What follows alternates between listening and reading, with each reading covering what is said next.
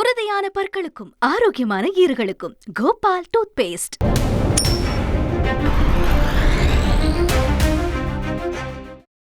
USAID சர்வதேச மேம்பாட்டுக்கான அமெரிக்க agency உலகம் முழுக்க மனிதநேய வளர்ச்சி திட்டங்களை மேற்கொள்றதுக்கு 1961 அமெரிக்க அதிபர் ஜான் எஃப் கென்னடியால் உருவாக்கப்பட்ட அமைப்பு இது. அமெரிக்க உதவி திட்டம் அப்படின்னாலும் கூட பனிப்போர் காலத்தில் சோவியத் ஆதிக்கத்தை கட்டுப்படுத்த அமெரிக்கா போட்ட மாஸ்டர் பிளான் இது. 1991 சோவியத் ராஜ்யம் விழுந்தாலும் கூட இந்த USAID திட்டங்களை தொடர்ந்தது அமெரிக்கா. கல்வி, விவசாயம், மருத்துவம், குழந்தைகள் நலன், நோய் தடுப்பு, மலேரியா தடுப்பு, எய்ட்ஸ் ஒழிப்பு அப்படின்னு உலகம் முழுக்க உதவிகளை வாரி வழங்கியது அமெரிக்கா. இந்த USAID திட்டத்தில் உலகம் முழுக்க ஒரு 10,000 பேர் பணியாற்றுறாங்க. 2023 கணக்குப்படி இந்த திட்டங்கள் 130 நாடுகளில் செயல்படுத்தப்படுது. அந்த ஆண்டில் மட்டும் இந்த திட்டங்களுக்காக ஒதுக்கப்பட்ட தொகை $44 பில்லியன். அதாவது இந்திய ரூபாயில் 3,82,140 கோடி. இதில் 91,192 கோடி ரூபாயை மனிதநேய உதவிகளுக்காகவும், ஒரு 60,791 கோடி ரூபாயை சுகாதாரத்துக்காகவும் பயன்படுத்தினதாக கணக்கு சொல்கிறாங்க. 7,043 கோடி ரூபாயை மலேரியா, எய்ட்ஸ், டிபி போன்ற நோய் ஒழிப்புக்காக பயன்படுத்தியிருக்கிறதா சொல்கிறாங்க. கடந்த அரசுகள்லாம் இதை ஒரு ரட்சகனாக பார்த்தது. அமெரிக்க புதிய அதிபராக வந்திருக்கக்கூடிய டொனால்ட் ட்ரம்ப் உலகத்துக்காக நம்ம ஏன் தண்ட செலவு செய்யணும் அப்படின்னு 90 நாட்களுக்குள்ள இந்த USAID திட்டத்தையே நிறுத்துறதுக்கு உத்தரவு போட்டிருக்கார். இதற்காக ஒரு அமைப்பு உருவாக்கியிருக்கார், வீண் செலவுகள்லாம் குறைக்கிறதுக்கு. டோஜ் அப்படிங்கிற அமைப்பு, டிபார்ட்மெண்ட் ஆஃப் கவர்மெண்ட் எஃபிஷியன்சி. இதற்கு தலைவர் யார்? ஈலான் மஸ்க், உலக பெரும் பணக்காரர். அவர் இந்த அமைப்பை கிரிமினல் அமைப்பு, இதை ஒழித்தே தீருவேன்னு கங்கணம் கட்டி இருக்கார்.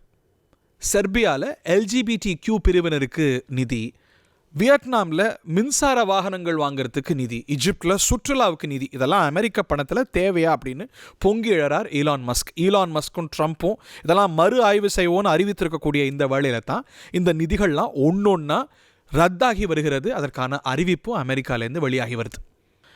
இப்படி நிறுத்தப்பட்ட நிதிகளில் ஒன்று, இந்திய வாக்கு சதவீதத்தை அதிகரிக்க அமெரிக்கா ஒதுக்கிய $21 மில்லியன் நிறுத்தம்.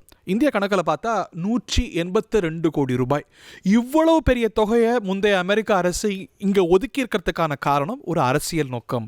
இந்திய அரசியலில் தலையிட நினைச்சிருக்கிறாங்க அப்படின்னு பாஜக குற்றம் சாட்டுது. கௌதம் அதானி விவகாரத்தில் காங்கிரஸ் கேள்வி எழுப்பும்போது பாஜக பதிலுக்கு ஒரு பேரை சொல்லி காங்கிரஸை கார்னர் செய்யும். அது ஜார்ஜ் சோரோஸ். அந்த பேரை தான் இந்த விவகாரத்திலையும் எழுப்பியிருக்கிறது பாரதிய ஜனதா கட்சி. 2012 இந்தியாவில் ஆட்சியில் இருந்தது காங்கிரஸ். அப்போது ஜார்ஜ் சோரோஸ் ஃபவுண்டேஷனோட ஒப்பந்தம் போடப்பட்டது. அவங்கள்ட்டேருந்து நிதி இந்தியாவுக்கு வந்திருக்கு, எங்களுக்கு வரலை, யாருக்கு வந்திருக்கு அப்படின்னு கேள்வி எழுப்புது பாரதிய ஜனதா கட்சி. பாஜக குறிப்பிடுற 2012 இந்தியாவுடைய தேர்தல் ஆணையராக இருந்த SY குரேஷி அப்படி நிதி உதவி பெறது தொடர்பாக எந்த ஒப்பந்தமும் கையெழுத்தாகலை, அப்படி நிதி இந்தியாவுக்கு வந்தது அப்படின்னு சொல்கிறதுக்கான எந்த ஆதாரமும் இல்லை அப்படிங்கிறார். 2004 சுனாமி முதற்கொண்டே இந்தியா அந்நிய உதவிகள் பெறதை குறைச்சிருச்சு, இல்லை நிறுத்திருச்சு.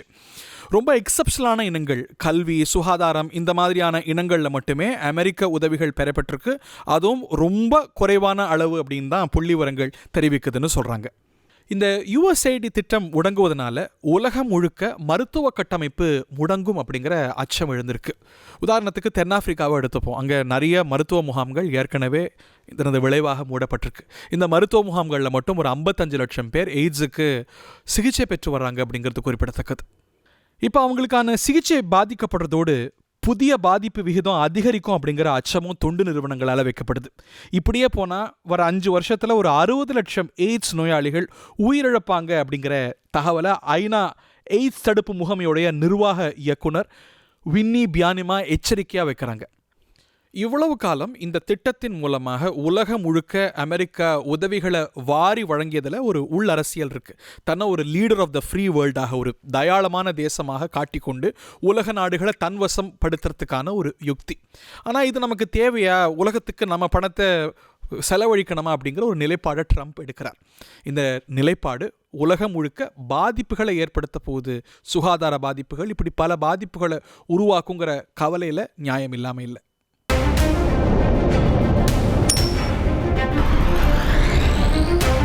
உறுதியான பற்களுக்கும் ஆரோக்கியமான ஈறுகளுக்கும் கோபால் டூத் பேஸ்ட்.